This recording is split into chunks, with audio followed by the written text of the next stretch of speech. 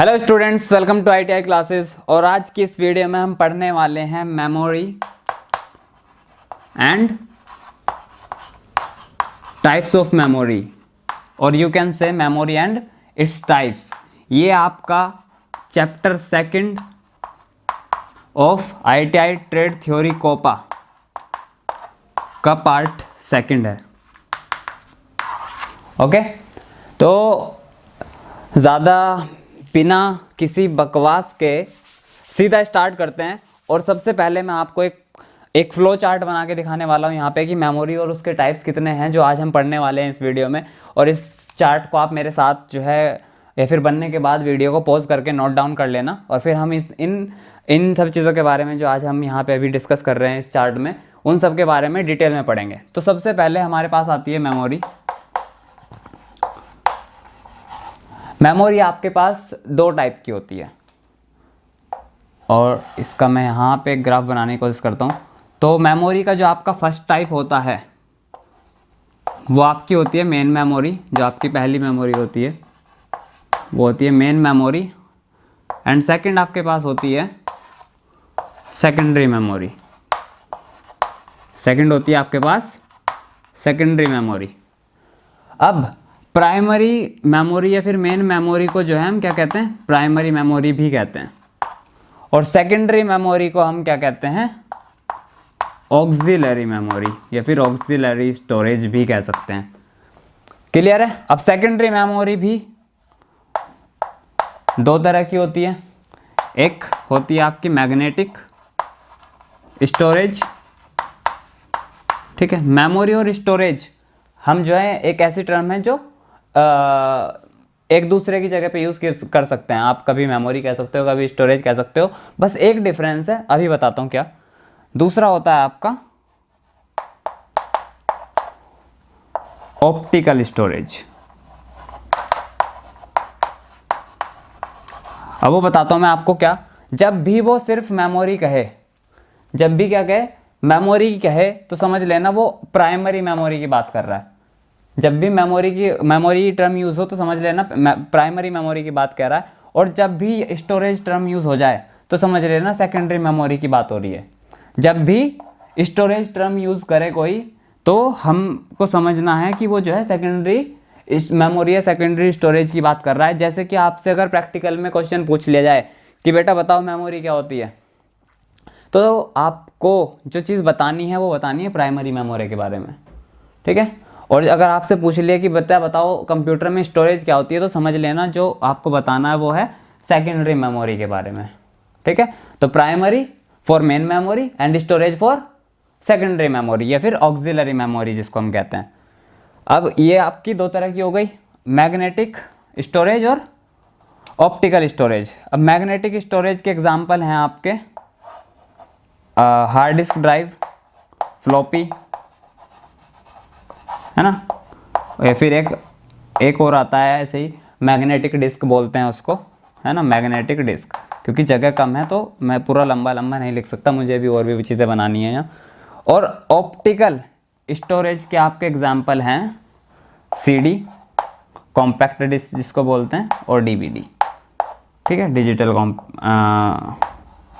DVD, CD, compact disc जिसको बोलते हैं, और दूसरा होता है आपका DVD। Cool, clear. अब आ जाते हैं मेन मेमोरी। मेन मेमोरी आपके पास दो होती हैं। एक होती है आपके पास रोम, और दूसरी होती है आपके पास रैम।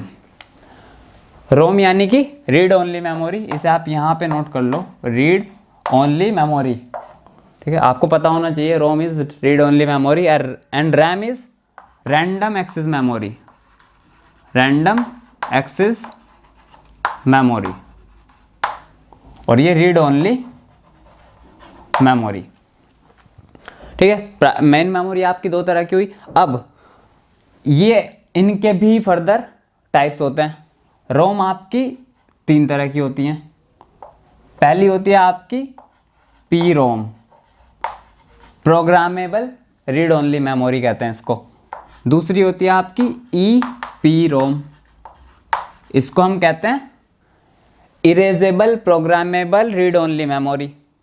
और थर्ड होती है आपकी EEPROM, electrically erasable programmable read only memory. ठीक है, घबराना नहीं है अभी बिल्कुल भी, हर चीज़ के बारे में एक्सप्लेन करूँगा, सारी चीज़ें यहीं ध्यान हो जाएंगी और सारी चीज़ें जो हैं आपको समझ में भी आएंगी, तो आपको मज़ा भी आएगा। रैम जो मेन मेमोरी का सेकंड पार्ट होता है, इसके भी फर्दर पार्ट्स होते हैं। फर्स्ट होता है आपका SRAM, इसको हम बोलते हैं स्टैटिक, एस यहाँ पे क्या है स्टैटिक रैंडम एक्सेस मेमोरी। और दूसरा होता है आपका DRAM, यानी कि डायनामिक रैंडम एक्सेस मेमोरी। तो ये तो हो गए आपके वो सारे के सारे टाइप्स मेमोरी के। ये फ्लो चार्ट है, इसे आप नोट कर सकते हो, यहाँ से अपनी बुक में बना सकते हो देख के, यहाँ पे वीडियो पॉज करके, है ना, अगर आपको दिख रहा है तो। ठीक है, इसे मैंने बोल दिया था यहाँ पे CD DVDs का जो एग्जांपल है ऑप्टिकल स्टोरेज का, वो लिख लेना, शायद दिखाई ना दे रहा हो वीडियो में, है ना। तो अभी इसको आप पूरे को नोट कर सकते हो। और अब हम इन सबको पढ़ने वाले हैं एक एक करके डिटेल्स में। ये तो एक्चुअली वो पार्ट है पूरा का पूरा जो आपके सिलेबस में दिया गया है। और क्योंकि मैं अक्सर कहता हूँ कि आपका सिलेबस जो है थोड़ा सा पुराना है, थोड़ा सा नहीं वैसे तो बहुत पुराना है ना, आपको नई चीज़ें जो है कम ही पढ़ाई जाती हैं। तो जो कुछ नई चीज़ें आ गई मार्केट में, उसके बारे में भी मैं आपको जानकारी के लिए, आपकी नॉलेज के लिए उनके बारे में बता दूंगा। जैसे कैश मेमोरी होती है, जैसे, है ना, कैश मेमोरी इंपॉर्टेंट पार्ट है आजकल कंप्यूटर्स का, वो क्योंकि कंप्यूटर की स्पीड डिफाइन करता है। तो उस तरह की कोई चीज़ें जो नई आएंगी बीच में, जो मुझे लगता है आपको पता होनी चाहिए, वो आपकी नॉलेज के एनहेंसमेंट के लिए, वो मैं आपको अलग से बता दूंगा। ये सारी की सारी चीज़ें तो हम अब डिस्कस करने वाले हैं इस वीडियो में। तो वीडियो थोड़ी सी लंबी हो सकती है, बट मैं आपको कोशिश ऐसे समझाने की करूँगा कि आपको इंटरेस्ट आए। और अगर इंटरेस्ट आएगा तो आप लंबी वीडियो भी देख के जो है ना चीज़ों को समझ सकते हो। तो सबसे पहले हमें मेमोरी को डिफाइन करना आना चाहिए। मेमोरी होती क्या है, मतलब अगर आपसे कोई पूछ ले मेमोरी होती क्या है, तो जब भी एक चीज़ आप सबसे पहले ध्यान रखना कि अगर आपसे कोई कह रहा है ना मेमोरी बताओ क्या है, तो वो कह रहा है प्राइमरी मेमोरी बताओ क्या है। क्योंकि अगर वो सेकेंडरी मेमोरी को कहता तो या तो वो ये चीज़ कहेंगे आपको सामने से कि सेकेंडरी मेमोरी बताओ क्या होता है, या फिर वो कह देंगे कि स्टोरेज बताओ क्या होता है। तो जब वो सिर्फ मेमोरी की बात कर रहा है तो समझ लेना वो प्राइमरी मेमोरी को पूछ रहा है।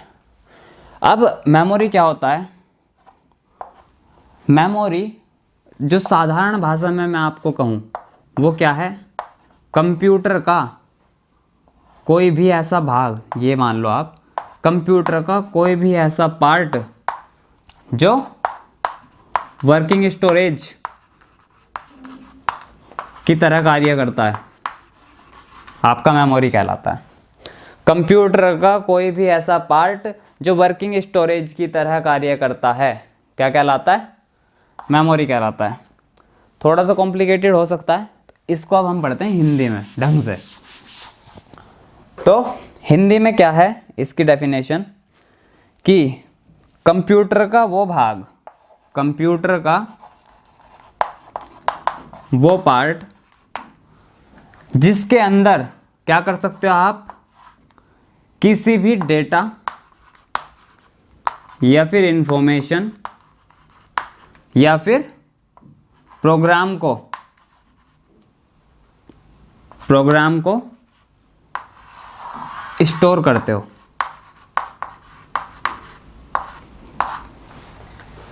मेमोरी कहलाता है। फिर से दोहराऊं, कंप्यूटर का कोई भी वो भाग जिसके अंदर आप किसी भी डाटा, किसी भी इंफॉर्मेशन या किसी भी प्रोग्राम को संग्रहित करते हो, क्या कहलाता है, आपका मेमोरी कहलाता है।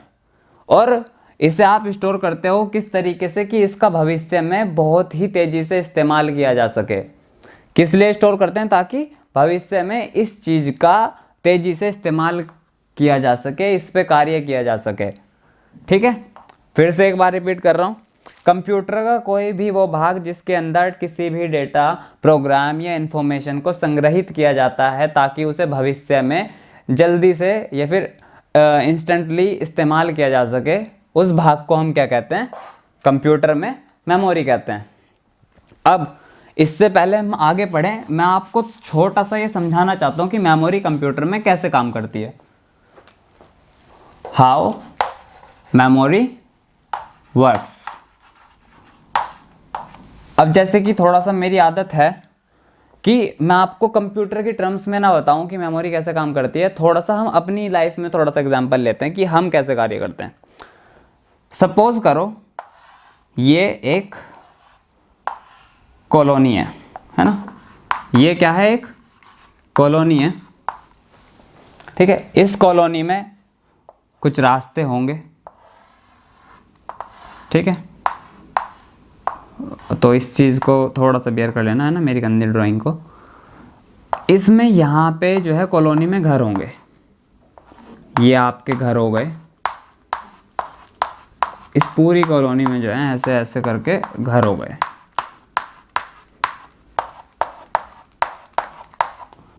ठीक है। अब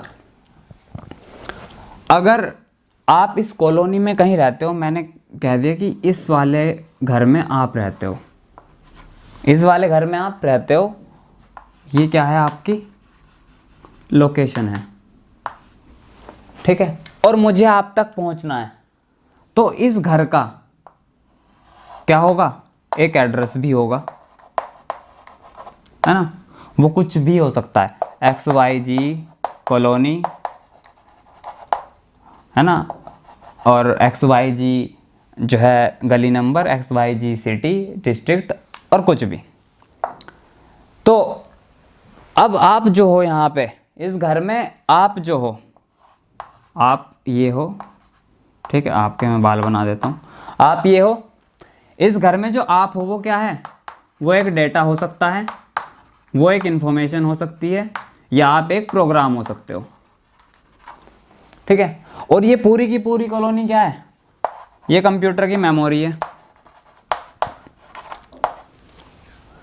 ठीक है। ये पूरी की पूरी कॉलोनी क्या है, कंप्यूटर की मेमोरी है। अब मेमोरी कैसी भी हो सकती है, जिसकी जो बड़ी कॉलोनी होगी उसका मतलब बड़ी मेमोरी, जो छोटी कॉलोनी होगी वो कम मेमोरी।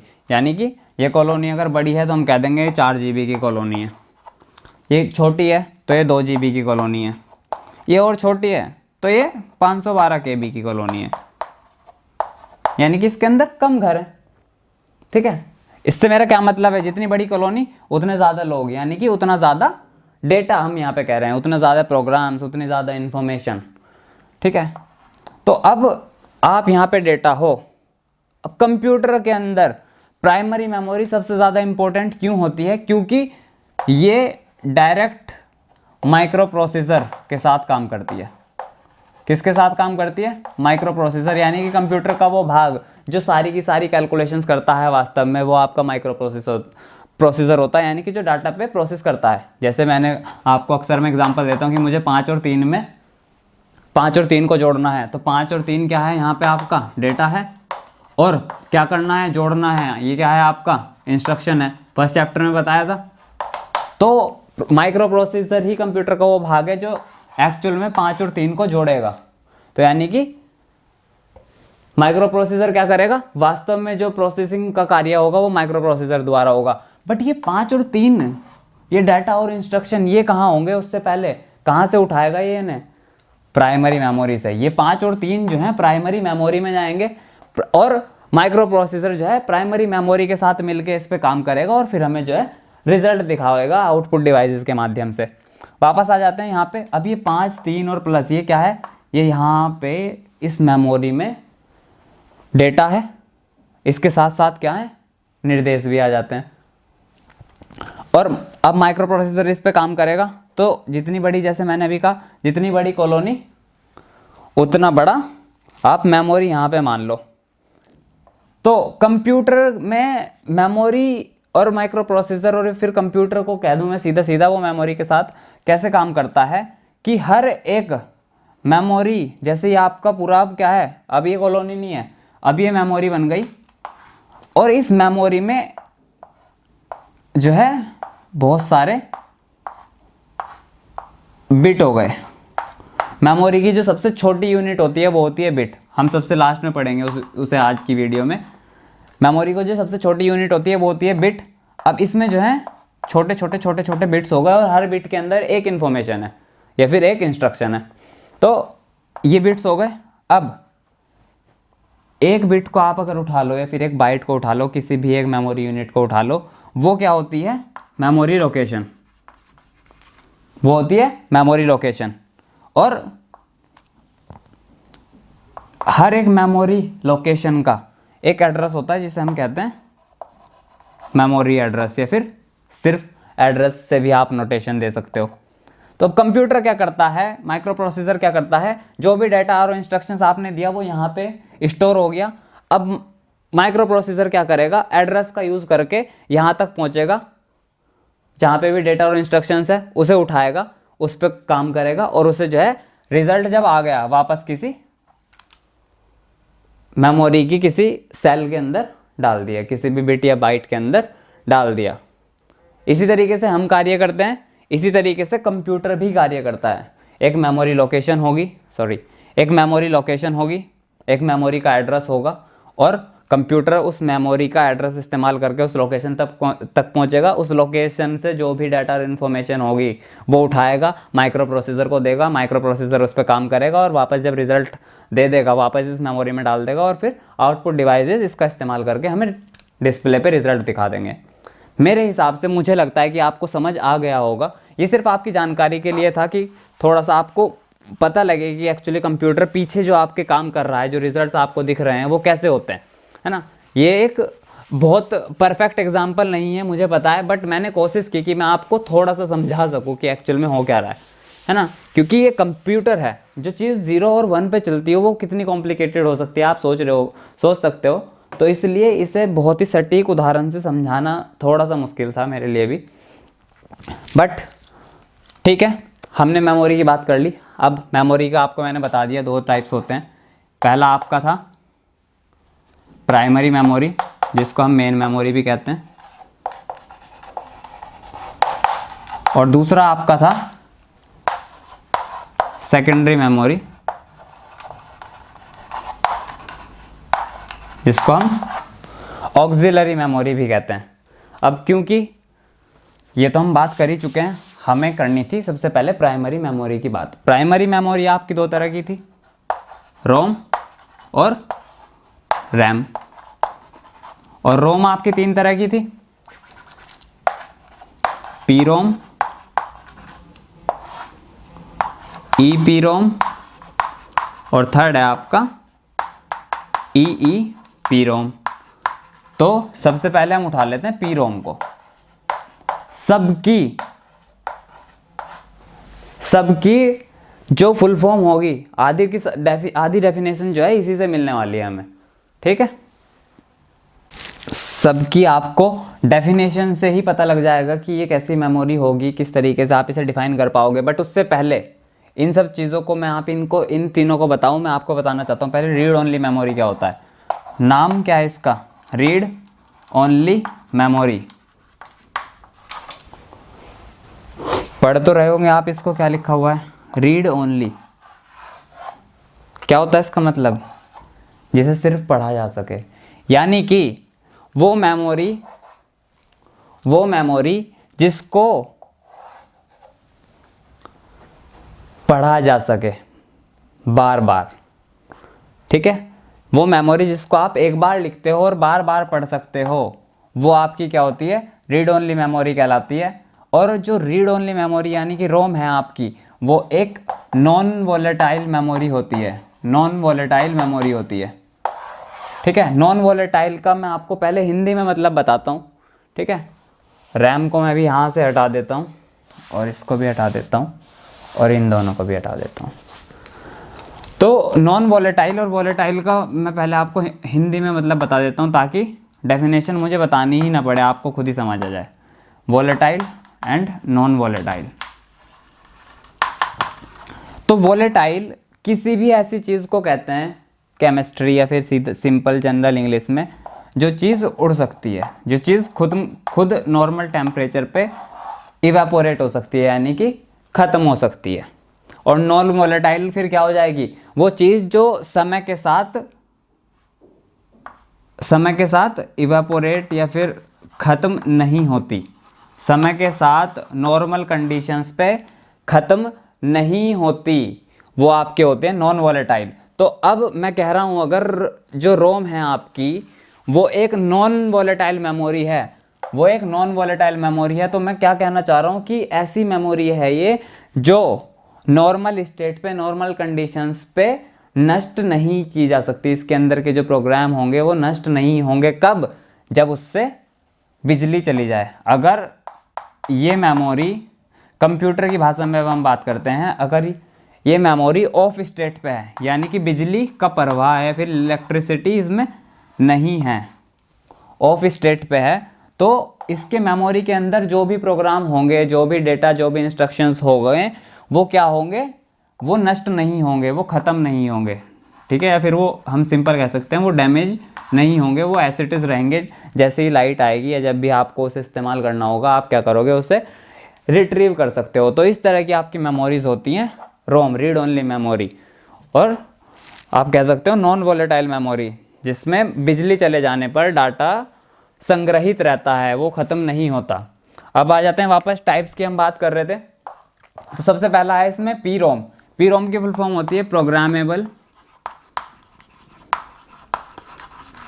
Read only memory.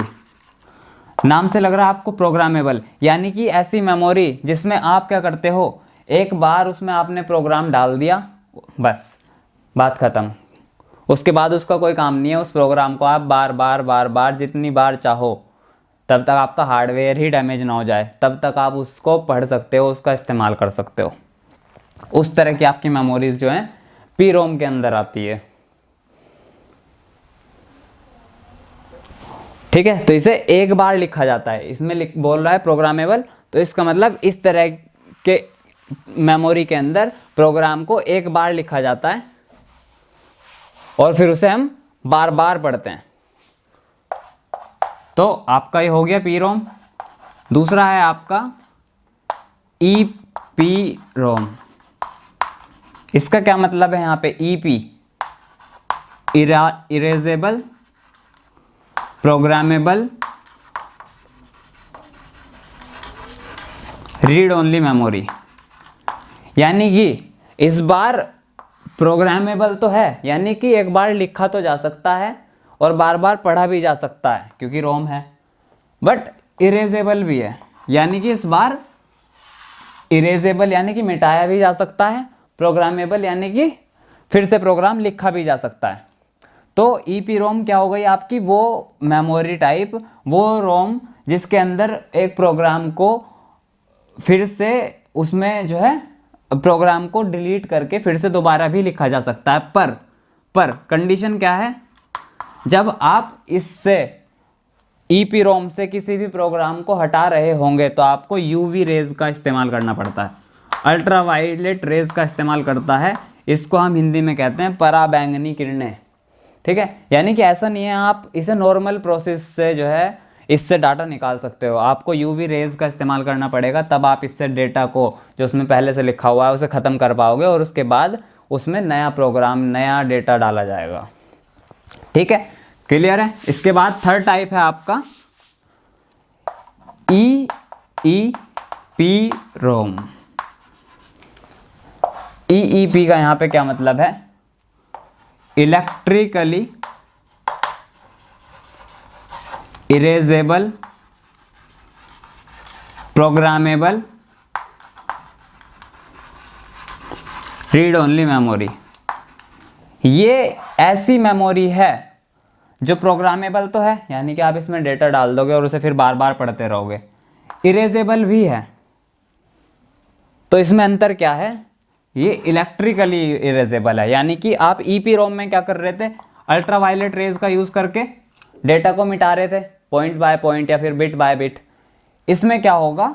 आप इलेक्ट्रिसिटी से ही, ठीक है, यानी कि आपको कोई अलग तरह की रेज या अलग तरह की किरणों का इस्तेमाल करने की ज़रूरत नहीं है इससे डेटा को हटाने के लिए।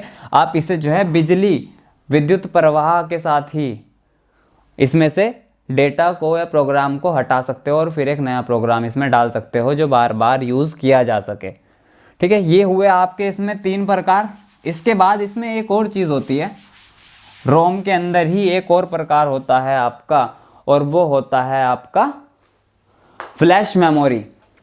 वो होता है आपका फ्लैश मेमोरी। ये चौथा पार्ट इसी में आता है ना।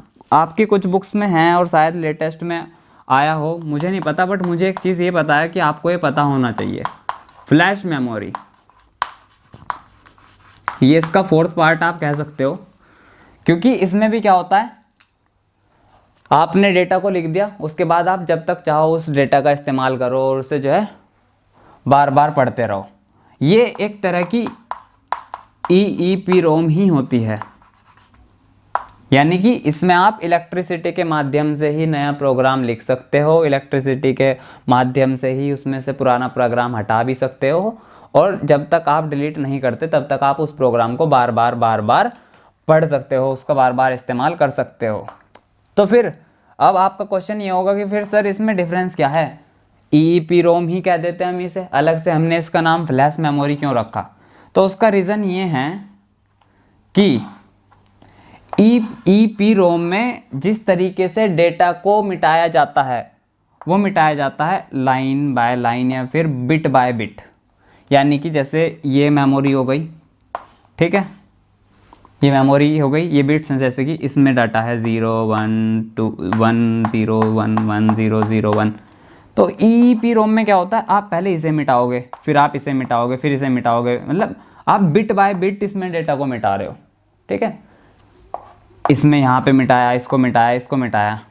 फ्लैश मेमोरी में क्या हुआ, अब क्योंकि इसमें एक एक करके मिटा रहे थे तो इसमें समय बहुत ज़्यादा लग रहा था, कुछ इसका एक एडवांस फॉर्म बनाई गई जिसमें क्या हुआ, ये आपकी पूरी की पूरी बड़ी कॉलोनी थी, ठीक है, ये इसमें एक ब्लॉक था, ये A ब्लॉक हो गया, ये इसमें B ब्लॉक हो गया। इसमें क्या किया इन्होंने, फ्लैश ड्राइव, फ्लैश मेमोरी क्या हुआ, ये इसका एडवांस वर्जन बनी, और इन्होंने क्या किया, इसमें जब प्रोग्राम को मिटाने की बात आई तो इन्होंने जो है ऐसे नहीं मिटाया कि एक बिट मिटी दूसरी बिट मिटी, इन्होंने ब्लॉक का ब्लॉक मिटाया। उससे क्या हुआ, स्पीड बढ़ गई, डेटा को मिटाने की स्पीड बढ़ गई, और इसलिए फ्लैश मेमोरी जो है एक ऐसा माध्यम बनी जिसमें आप क्या कर सकते थे, दो कंप्यूटर के बीच में किसी भी डिजिटल डेटा का एक्सचेंज कर सकते थे। और फ्लैश मेमोरी का एक एग्जांपल देता हूं मैं, वो है पेन ड्राइव। अब अभी से आप ध्यान से समझो, पेन ड्राइव में अगर आपने कोई इन्फॉर्मेशन डाल दी, कोई डेटा या कोई सॉफ्टवेयर डाल दिया, जब तक आप चाहो उसे बार बार आप कंप्यूटर में लगाओगे, आप उसका इस्तेमाल करोगे, आप जब तक करते रहोगे जब तक आप उसे डिलीट ना कर दो।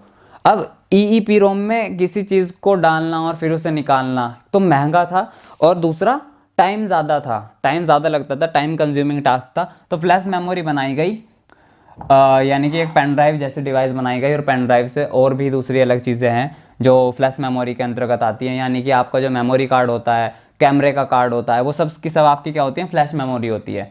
तो इसे फास्ट कर दिया गया है, बस इसका ही फास्ट वर्जन जो है फ्लैश मेमोरी कहलाता है। इसमें ब्लॉक के ब्लॉक डिलीट करे गए और फिर नई इन्फॉर्मेशन इनपुट कर दी गई, ठीक है। और हमने इसका इस्तेमाल कैसे किया, एक कंप्यूटर से, जैसे मेरे पास इस कंप्यूटर में एक सॉफ्टवेयर है ए, इसमें वो सॉफ्टवेयर नहीं है, तो मैं क्या करूँगा, पेन ड्राइव में या फ्लैश मेमोरी में उस सॉफ्टवेयर को डालूंगा, फिर इसमें लगाऊंगा उसे और इसमें जो है ट्रांसफ़र कर लूँगा। तो कंप्यूटर के बीच में इंफॉर्मेशन एक्सचेंज हो और फास्ट तरीके से हो सके, तो ब्लॉक बाय ब्लॉक डिलीट करना ज़रूरी था, रादर देन कि एक एक सेल से हम डाटा को डिलीट करें, डाटा को मिटाएं। इस तरह की मेमोरीज आपकी जो है फ्लैश मेमोरी हुई। एग्जांपल्स मैंने बता दिए, पेन ड्राइव, डिजिटल कैमरा के कार्ड्स, आपके मेमोरी कार्ड जो थे वो आपके क्या कहलाते हैं, फ्लैश मेमोरी के अंतर्गत आते हैं। ये क्लियर है आपको? तो हमने रोम पढ़ लिया, अब हम आ जाते हैं रैम पे। अब हम आ जाते हैं रैम पे। रैम क्या है, जैसे अभी बताया आपको मैंने, प्राइमरी मेमोरी के दो टाइप्स थे, एक रोम एक रैम। रोम हमने पूरा पढ़ लिया, रोम क्या होता है, इसके टाइप्स हमने पूरे पढ़ लिया। अब आ जाते हैं रैम पे। रैम आपकी दो तरह की होती थी, एक आपकी होती थी एस रैम, दूसरी होती थी आपकी डी रैम। एस रैम को उठा लेते हैं, सिंपल एस रैम, मैंने कहा था फुल फॉर्म से ही डेफिनेशन निकालेंगे। एस रैम का क्या मतलब हो गया, स्टैटिक रैम। रैम की फुल फॉर्म आपको बता दी मैंने, रैंडम एक्सेस मेमोरी। तो स्टैटिक का क्या मतलब होता है, स्थिर। इंग्लिश मीनिंग क्या होता है स्टैटिक का, जो चीज़ बदले ना, है ना, जो चीज़ स्थिर हो, जो चीज़ हिले डुले ना। तो बेसिकली कंप्यूटर की वो मेमोरी, कंप्यूटर की या फिर मेन मेमोरी का वो पार्ट जिसमें जो डेटा होता है वो क्या होता है आपका, स्टैटिक होता है, यानी कि वो स्थिर होता है। ठीक है, हालांकि रैंडम एक्सेस मेमोरी आपकी टेम्परेरी मेमोरी होती है। ठीक है, पहले मैं आपको यहाँ बताता हूँ थोड़ा सा, फिर ये और भी आसान हो जाएगा। रैम क्या होता है आपकी, टेम्परेरी मेमोरी होती है, जो सिर्फ और सिर्फ कंप्यूटर तब इस्तेमाल में लेता है जब आप उस पर कोई कार्य कर रहे होते हो, यानी कि जो भी आप डेटा या इंस्ट्रक्शन कंप्यूटर को देते हो वो कंप्यूटर जो है टेम्परेरीली रैम में होल्ड करता है, और रैम उस पर जो है माइक्रो प्रोसेसर के साथ मिलकर कार्य करती है, और फिर जब रिज़ल्ट आ जाता है उसका तो वो जो है वापस रैम के अंदर भेज दिया जाता है, और फिर रैम जो है आउटपुट यूनिट के साथ कोऑर्डिनेट करके हमें रिजल्ट्स डिस्प्ले करता है। ठीक है, तो रैम क्या है आपकी, वो टेम्पोररी मेमोरी जो कंप्यूटर में माइक्रो प्रोसेसर के साथ मिलकर कार्य करती है टेम्परेरी बेसिस पे, यानी कि कुछ देर तक, जब तक एक प्रोग्राम चल रहा है उसे उसका डेटा होल्ड करती है, उसके इंस्ट्रक्शंस, उसके रिजल्ट्स होल्ड करती है, और उसके बाद क्या हो जाता है, वाइप, यानी कि जैसे ही काम खत्म हुआ वो डेटा जो रैम में था, जो इन्फॉर्मेशन रैम में थी, जो रिजल्ट्स रैम में थे, वो सारे के सारे वाइप हो जाते हैं, साफ हो जाते हैं वहाँ से, और मेमोरी जो है अगले टास्क के लिए तैयार हो जाती है। तो इस तरह की मेमोरी आपकी क्या होती है, रैम कहलाती है। अब इसकी जो आप फुल फॉर्म देख रहे होंगे वो है random access memory, random access memory. ठीक है, अब जैसे कि अगर ये मेरे पास मेमोरी है, इसमें ये जो है मेमोरी लोकेशंस हो गई। ठीक है, यहाँ पे एक लोकेशन, ये लोकेशन, तो रैंडम एक्सेस यानी कि इसमें जो है ऐसा नहीं होता कि कंप्यूटर ने इधर से किसी डाटा को या इंस्ट्रक्शन को सर्च करना शुरू किया और यहाँ तक पहुँचने में उसे बहुत देर लगेगी। तो कंप्यूटर को क्योंकि थोड़ा सा तेज़ बनाना था, तो सारा डेटा एक साथ कहीं से भी एक्सेस किया जा सके उसी समय में। तो ये कंप्यूटर जो है इसमें डेटा को ऐसे लाइन से नहीं ढूंढता, कंप्यूटर आता है इसमें ऐसे सीधा कि अच्छा पूरी सारी सेल्स देख ली एक ही बार में, कहीं से भी रैंडमली, अच्छा यहाँ पे है ये डाटा, यहाँ से उठाया, इस पर काम किया और ख़त्म। तो इसमें क्या होता है, रैंडम एक्सेस करता है, रैंडमली एक्सेस करता है माइक्रो प्रोसेसर, किसको, इंफॉर्मेशन को, इंस्ट्रक्शंस को और डेटा को। ठीक है, तो टेम्परेरी, जैसे कि मैं बार बार कह रहा हूँ, ये एक अस्थायी मेमोरी है। जैसे ही लाइट चली जाती है, जैसे ही स्विच क्या होगा, ऑफ होगा, जितना भी इसके अंदर डेटा था सारा का सारा क्या हो जाएगा, नष्ट हो जाएगा, सारा का सारा क्या हो जाएगा, नष्ट हो जाएगा। जब आप लाइट दोबारा ऑन करोगे तब आपको मिलेगा कि इसके अंदर कुछ बचा ही नहीं, जो लास्ट में बचा हुआ था वो सब खत्म हो गया। तो जब तक स्विच ऑन है तब तक रैम के अंदर डेटा इन्फॉर्मेशन स्टोर है, जहाँ पे आपका स्विच ऑफ हुआ वहीं पे आपकी जो है रैम के अंदर जो चीज़ें बची थी, जो भी डेटा इन्फॉर्मेशन था वो ख़त्म हो गया। अब टाइप्स पे फिर आपस आ जाते हैं, स्टैटिक रैम और डायनामिक, DRAM में यहाँ पे D स्टैंड करता है डायनामिक के लिए। ठीक है, तो स्टैटिक रैम वो होती है, सॉरी भाई बच्चों यार, बार बार या तो कोई बेल नॉक बजा देता है।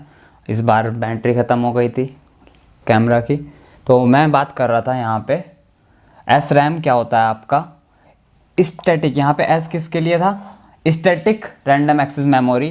तो नाम से पता लग रहा होगा स्टैटिक यानी कि जो चीज़ स्थिर हो, जो चीज़ स्थिर हो, यानी कि एस रैम कंप्यूटर की वो रैम टाइप होती है, मेमोरी की वो रैम टाइप होती है जिसके अंदर जो डेटा, इंस्ट्रक्शन या फिर प्रोग्राम होता है वो क्या होता है, स्थिर होता है ना। और ये जो है बहुत ही तेज़ी से काम करती है कंप्यूटर के अंदर इस तरह की मेमोरी। जहाँ पे अगर हम दूसरे हाथ पे डी रैम की बात करें, यानी कि डायनामिक रैंडम एक्सेस मेमोरी की बात करें, तो इसमें क्या होता है, डेटा और इंस्ट्रक्शन और कोई भी प्रोग्राम जो होगा वो क्या होगा, स्टैटिक नहीं होगा। क्या होगा, स्टैटिक नहीं होगा, यानी कि इसमें आप पावर सप्लाई अगर कंटिन्यू भी रखते हो, अगर विद्युत जो है लगातार इसमें प्रवाह कर रही है, तब भी इसमें चांसेस होते हैं कि डेटा हमारा क्या हो जाएगा, लीक हो जाएगा, यानी कि कुछ ना कुछ चीज़ लॉस्ट हो सकती है। और आपने देखा भी होगा कुछ रैम के साथ में क्या दिक्कत होती है कि आप कंप्यूटर चला रहे हो और कंप्यूटर हैंग हो गया, तो कंप्यूटर हैंग हो गया, कंप्यूटर से लोड झेला नहीं, तो एकदम से कंप्यूटर की बिल्कुल पूरी ब्लैंक स्क्रीन आ गई। यानी कि वो सारी की सारी चीज़ें जो रैम में उस वक्त चल रही थी, जो सब डाटा इंस्ट्रक्शंस थे, प्रोग्राम रनिंग मोड में थे, वो सारे के सारे क्या हो गए, गायब हो गए। ठीक है। और ऐसा नहीं था कि लाइट चली गई, लाइट होने के बाद भी लीक हो गया। तो इसलिए डी रैम में जो है एक चीज़ लगाई जाती है, रीजनरेटर सर्किट्स। रीजनरेटर सर्किट्स का इस्तेमाल किया जाता है इसमें। रीजनरेटर सर्किट्स का इसमें इस्तेमाल किया जाता है, जगह कम है। ठीक है। रीजनरेटर सर्किट्स का जो है डी रैम के साथ मिलकर इस्तेमाल किया जाता है, ताकि इसमें जो है डाटा को एज इट इज़ रखा जा सके, है ना। डाटा जो है ऐसे लीक ना हो, या फिर हो तो फिर कम से कम चांसेस हों उसके, क्योंकि पहले जो है रैम बनी थी तो उसमें अक्सर करके ये होता था। अब तो खैर इम्प्रूव हो गई हैं सब चीज़ें, अब इतना नहीं होता, कभी कभी हो जाता है। तो इसमें जो है अब रीजनरेटर सर्किट्स लगे, और ये जो है इसके अंदर अपनी चीज़ें पहले से ही थी, तो इसकी क्या होती है, डेंसिटी बढ़ गई। अब आप सोचोगे कि सर अगर ये कामयाब है ही नहीं तो सर हम ऐसे एस रैम को यूज़ कर लेते हैं। तो इसका एक रीज़न है, एस रैम जो है बहुत ही महंगी होती है, तो आम कंप्यूटर में एस रैम का इस्तेमाल नहीं किया जाता, डी रैम का इस्तेमाल किया जाता है। और इसीलिए ये सस्ती है, क्योंकि तो इसी में जो है हम आम कंप्यूटर जो हमारे घरों में इस्तेमाल होते हैं उसमें डायनामिक रैंडम एक्सेस मेमोरी का इस्तेमाल होता है।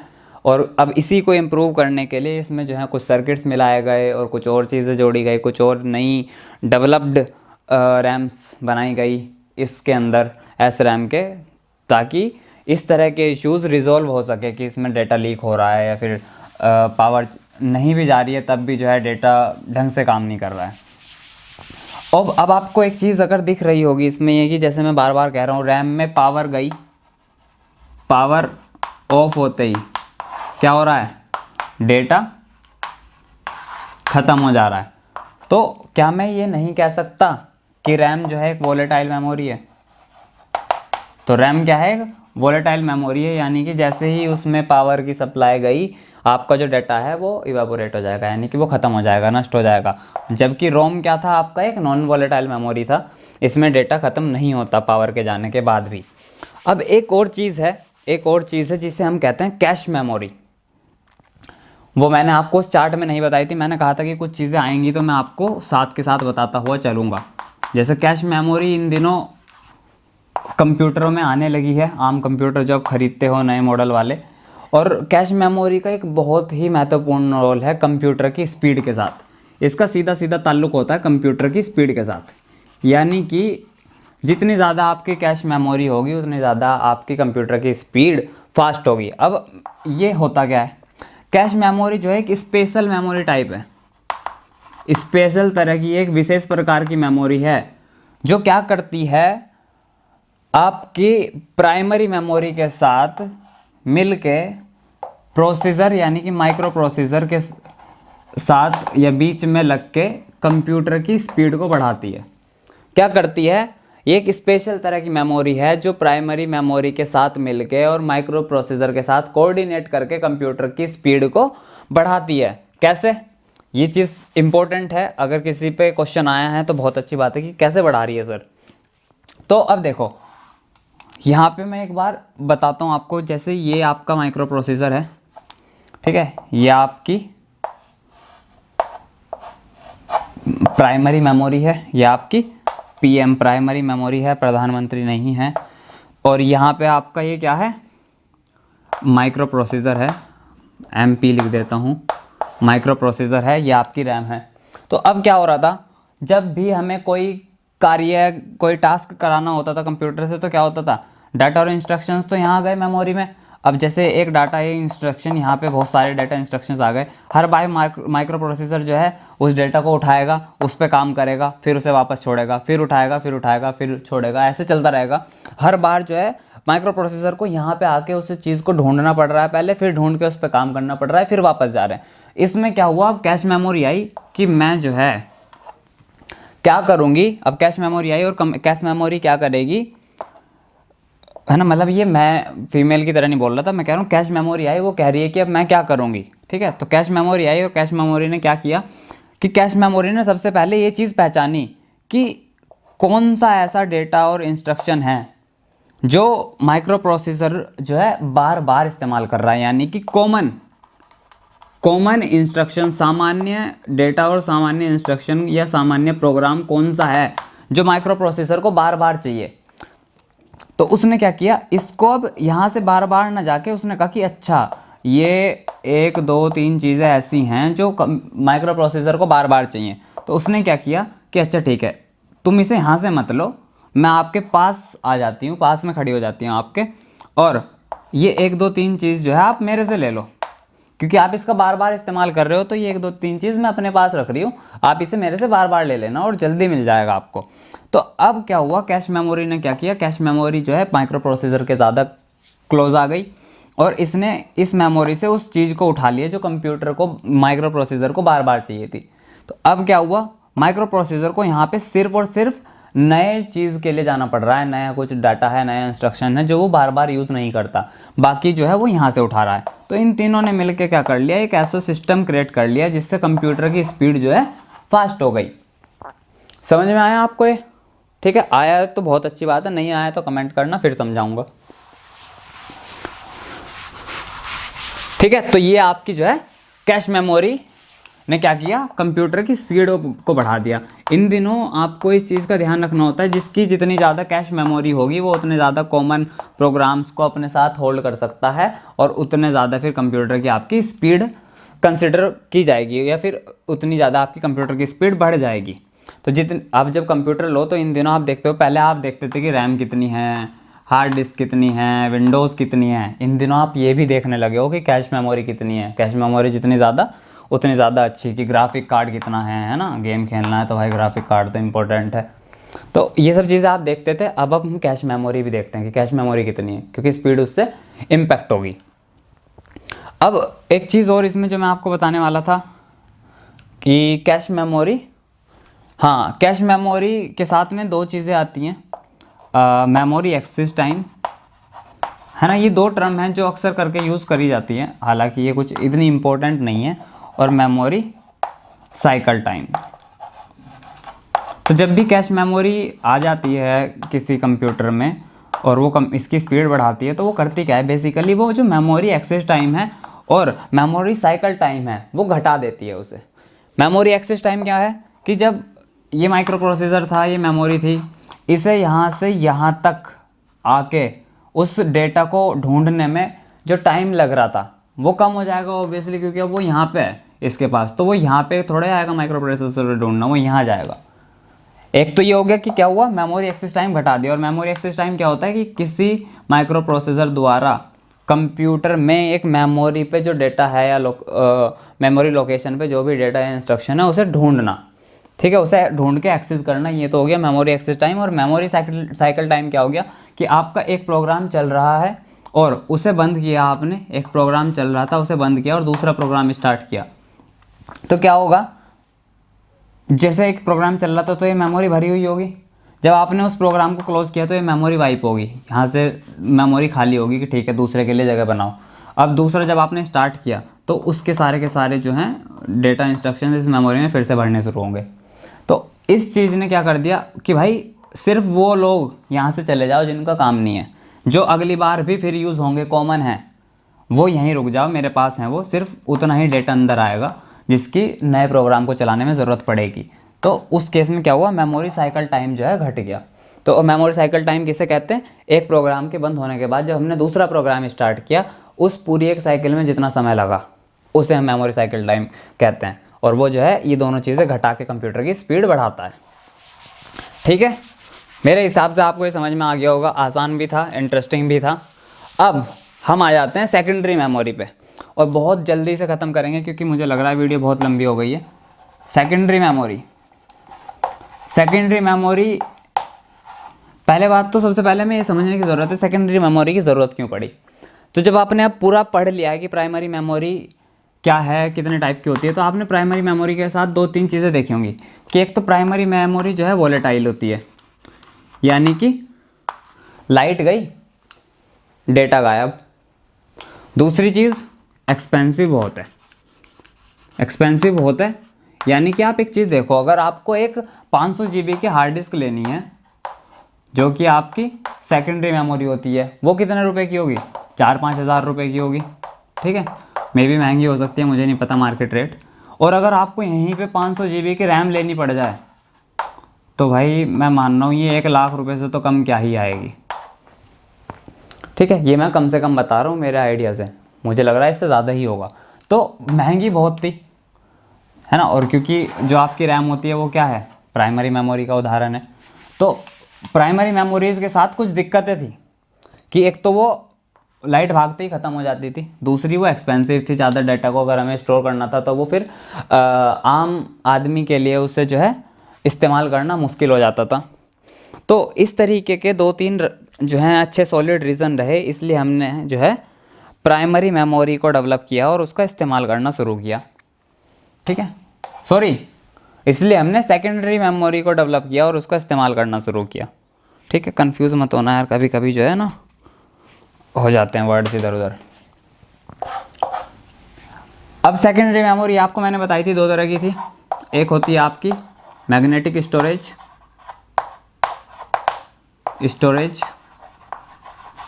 और दूसरी होती है आपकी ऑप्टिकल स्टोरेज, ठीक है। OPTICAL, optical storage.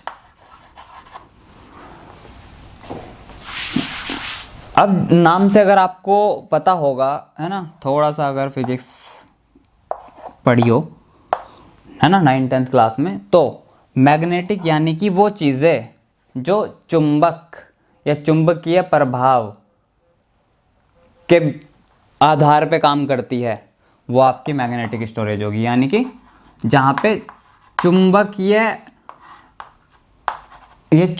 विधि, मैं कह सकता हूँ यहाँ पे चुंबकीय विधि के आधार पे जो डिवाइसेस काम करेंगी वो आपकी जो है मैग्नेटिक स्टोरेज डिवाइसेस कहलाएंगी। वहीं पे दूसरी चीज़ आ गई है ऑप्टिकल। ऑप्टिकल का सीधा सीधा ताल्लुक होता है किरणों से, यानी कि लाइट या रेज से, ठीक है। तो वो डिवाइसेस जो किरणें या लाइट रेज पे के सिद्धांत या के विधि पे काम करेंगी वो आपकी हैं सारी की सारी ऑप्टिकल स्टोरेज के अंदर आएंगी। अब एक एक करके इन दोनों को बस मैं एक ही साथ बता देता हूँ, है ना। क्या होता है, इनके 5-6 उदाहरण है हमारे पास और 5-6 उदाहरण को थोड़ा सा समझ लेंगे, बाकी आप बुक से पढ़ लेना और नहीं समझ आए तो मुझे बता देना, मैं बता दूंगा। सबसे पहला है हमारे पास यहाँ पे, ओके। तो उससे पहले मैं एग्जाम्पल लेके आपको कुछ चीज़ें एक्सप्लेन करूँ। एक चीज़ है जो आपको थोड़ा पता होना चाहिए कि इनकी लिमिटेशंस क्या हैं। सेकेंडरी स्टोरेज जो आपकी सेकेंडरी स्टोरेज है उसकी लिमिटेशन क्या है और उसके एडवांटेजेस क्या हैं, है ना। लिमिटेशंस वैसे इनकी कोई ऐसा बहुत बड़ी है नहीं, क्योंकि जो लिमिटेशंस आपकी बुक में दी गई है उन पे पहले ही काम किया जा चुका है।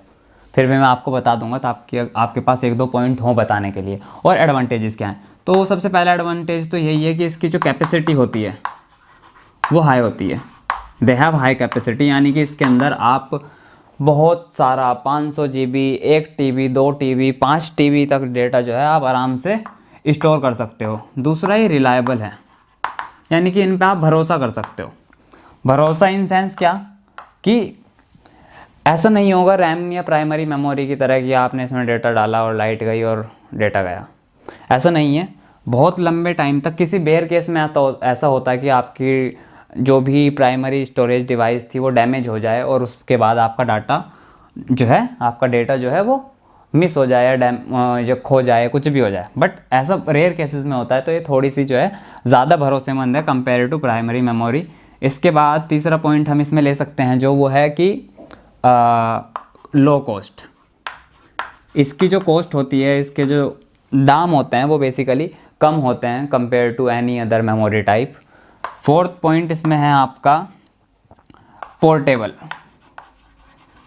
पोर्टेबल से यहाँ पे क्या मतलब है मेरा कि जो एक्सटर्नल हार्ड डिस्क ड्राइव आ गई हैं, इन दिनों एक्सटर्नल हार्ड डिस्क ड्राइव्स आ गई हैं, उसमें आप क्या करते हो, आपने जो है एक हार्ड डिस्क ड्राइव में अपना डेटा डाला और आप जो है उसे यहाँ से वहाँ कैरी कर सकते हो। ऐसा नहीं है कि रैम निकाल दी फिर दूसरी जगह डाला तो उसमें तो डेटा नहीं आएगा, क्योंकि ऑफ होते ही वो डेटा गया। बट इसमें क्या हुआ, आपने हार्ड डिस्क ड्राइव में एक कंप्यूटर से डेटा डाला, उसके बाद आप उसे किसी भी दूसरे कंप्यूटर में लगा लो, वहाँ पे आपको आपका डेटा वापस मिल जाएगा।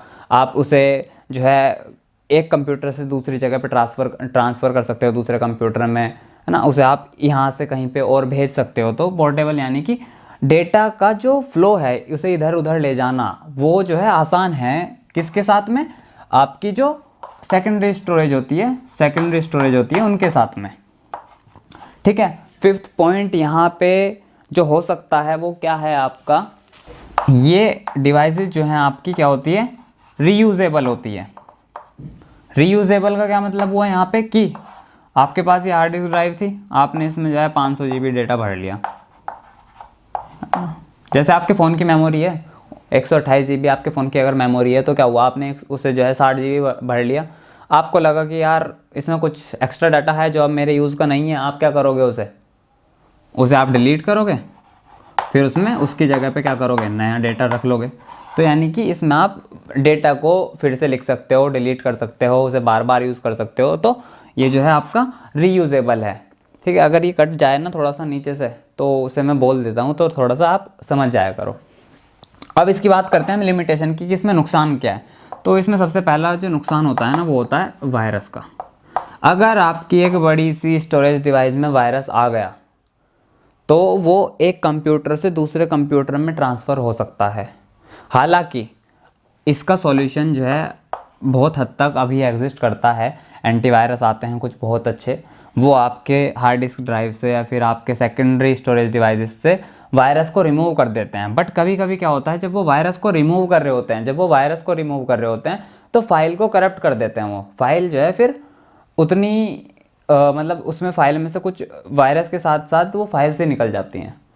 उससे क्या होता है, कोई भी आपका सॉफ्टवेयर या एप्लीकेशन उस तरीके से फिर जो है कार्य नहीं करती जिस तरीके से उसे करना चाहिए। और दूसरा इसमें जो इशू है वो है आपका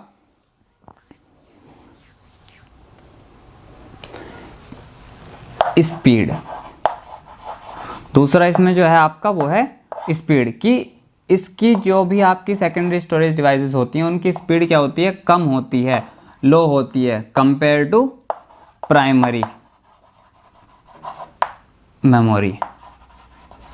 भाई रैम में जो है डाटा इतनी जल्दी गया, 2 GB इतनी जल्दी बाहर निकल गया। बट इसमें क्या होगा, 2 GB डेटा को इनपुट आउटपुट में जो है कंपैरेटिवली ज़्यादा समय लगेगा। हालांकि इसका भी सॉल्यूशन आ गया है ना। SSD जब से इंट्रोड्यूस हुई हैं, सॉलिड स्टेट ड्राइव बोलते हैं SSD। पहले एप्पल के जो कंप्यूटर्स होते हैं मैकबुक जैसे, उनमें SSD का यूज़ आता था, इसलिए उनकी स्पीड थोड़ी सी अच्छी होती है, अगर आपने देखा होगा। बट आजकल ये जनरल कंप्यूटर जो आ रहे हैं विंडो बेस्ड कंप्यूटर, उनमें भी SSD इंट्रोड्यूस हो गई है। ये जो है नॉर्मल हार्ड डिस्क ड्राइव से 35 टाइम्स तक, जनरली 35 टाइम्स तक फास्ट होती है। इसमें डेटा का ट्रांसफ़र रेट जो है 35 टाइम्स तक फास्ट हो जाता है। ठीक है। अब वापस चलते हैं, जैसे कि मैं अभी बात करने वाला था आपसे एग्जाम्पल की, बट ये चीज़ मुझे ध्यान आ गई है, लास्ट में कराता मैं पर आपको, तो मैंने सोचा पहले करा देते हैं क्योंकि अभी हम इस चीज़ को पढ़ ही रहे हैं। तो सबसे पहला इसमें आपके पास आता है फ्लॉपी डिस्क। फ्लॉपी डिस्क आपको कंप्यूटर की स्क्रीन पे एक इमेज दिखाई दे रही होगी, ठीक है, कुछ इस तरह की, जैसा आपका कैमरे का कार्ड होता है ना, अगर आपने देखा हो तो इसी तरह का आपका क्या होता है, एक फ्लॉपी डिस्क होता है। ठीक है। इस तरह का आपका एक फ्लॉपी डिस्क होता है। इसके अंदर क्या होता है, एक प्लास्टिक की डिस्क लगी हुई होती है जिसके ऊपर एक चुंबकीय या मैग्नेटिक परत चढ़ी हुई होती है। मैग्नेटिक लेयर आप कह सकते हो या फिर चुंबकीय परत आप कह सकते हो। ये चुंबकीय परत क्या करती है, इसके अंदर डेटा को संग्रहित करके रखती है। इसके अंदर क्या करती है, डेटा को संग्रहित करती है, और कंप्यूटर जो है इस डेटा को कुछ इलेक्ट्रोमैग्नेटिक इफेक्ट या इलेक्ट्रोमैग्नेटिक प्रोसेस की मदद से चुंबकीय विधि के हिसाब से इसे पढ़ता है और कंप्यूटर को समझने लायक भाषा में उसे समझाता है, और फिर कंप्यूटर उस पर कार्य करता है। फिर हम उसे अपने आदमी के समझने लायक भाषा में देख पाते हैं। ठीक है, ये हुआ इसका पहला एग्जाम्पल, फ्लॉपी डिस्क। दूसरी चीज़ आती है आपके पास मैग्नेटिक टेप। दूसरी क्या होती है आपकी? Magnetic tape. अगर आपने बचपन में वो एफएम सुने होंगे, ऐसे करके जो है आपको स्क्रीन पे इमेज दिख जाएगी और मैं यहाँ पे भी बना देता हूँ। ये इस तरह की एक जो है टेप होती थी, इसमें इधर की तरफ जो है एक छेद होता था, दूसरी तरफ इधर की तरफ छेद होता था, जिसमें हम ऐसे पेन डाल के, मुझे नहीं पता आपने किया है नहीं, बट बचपन में हमारे यहाँ था, तो हम इसे इसमें ऐसे पेन डाल के जो है ना, इसमें ऐसे पेन डाल के यूँ घुमाते थे इससे, तो इधर वाली रील जो इस पर लिपटी हुई होती थी वो मैग्नेटिक टेप, वो इधर से जाके इस पर चढ़ जाती थी, फिर हम इसे ऐसे घुमाते थे और फिर कभी ये टूट जाती थी तो पूरी की पूरी जो है टेप बाहर आ जाती थी। तो इस तरह की जो डिवाइसेस होती हैं इन्हें मैग्नेटिक टेप कहते हैं। इसमें क्या होता है, वो जो टेप होती थी जो यहाँ से इधर की तरफ से यूँ जाती थी और इस पर आती थी, और उसे पढ़ने के लिए यहाँ पे जगह होती थी खाली सी।